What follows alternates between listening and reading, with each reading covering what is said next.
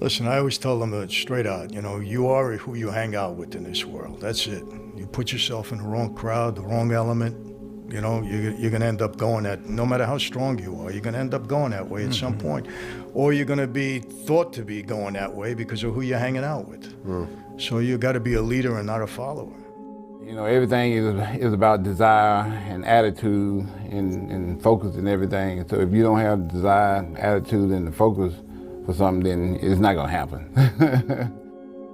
I never thought about anything else. So that was the reason why I left. How did you know you'd be good at it? I didn't know. But he was about to find out. I didn't know at all. I had no idea. I could have been very bad. I could be good. So he was just about to give it a try. And if it doesn't work, then at least I try. I think is the most important thing, is to try and give it all. And if it doesn't work, then, well, we reset. People should be conditioned that way because it wakes you up to the reality of the world. That's all I teach. That, to be alive is to suffer. You're going to have moments of elation, you're going to have moments of suffering. And unfortunately, so many people are turning to therapy and psychologists, which trap them in this cycle of constantly thinking about the thing that makes them sad. It's like, no, that's not healthy. Move on in your life. Literally, you don't need to sit down in a chair and constantly go over this thing. Oh, he cheated on me. It's like, move on. You just got to move on from that bad thing that happened. Like, that pain is a part of your growth. It's a part of your experience, and you got to keep moving on.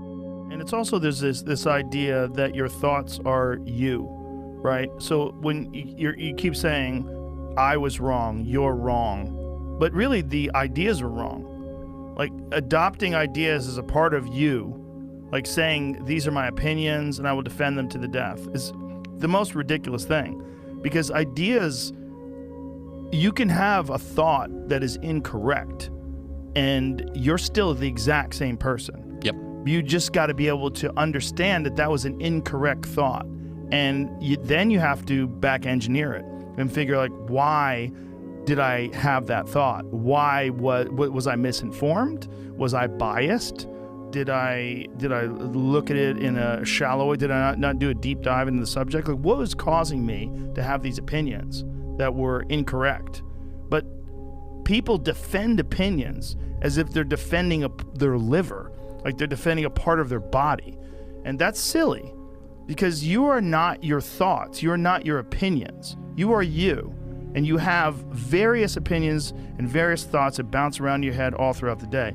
But if you don't base them on absolute reality and truth and honesty, you're because then you're never going to be able to grow. You're never going to be able to, you're going to defend things that are untenable. You're going to defend ridiculous ideas because you think you're supposed to do that because other people do that and they never admit they're wrong. They're like politicians, right? Politicians never admit they're wrong. And that's a part of the flaw of that system. It's a part of the reason why people don't trust them.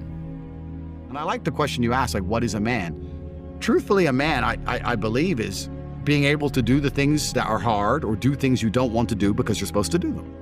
I think that's what a man's always been. A man is supposed to be strong. He needs to be strong, so he has to become strong. That's his job. A man is supposed to be brave. It's not that you can't feel fear, it's that you have to be brave.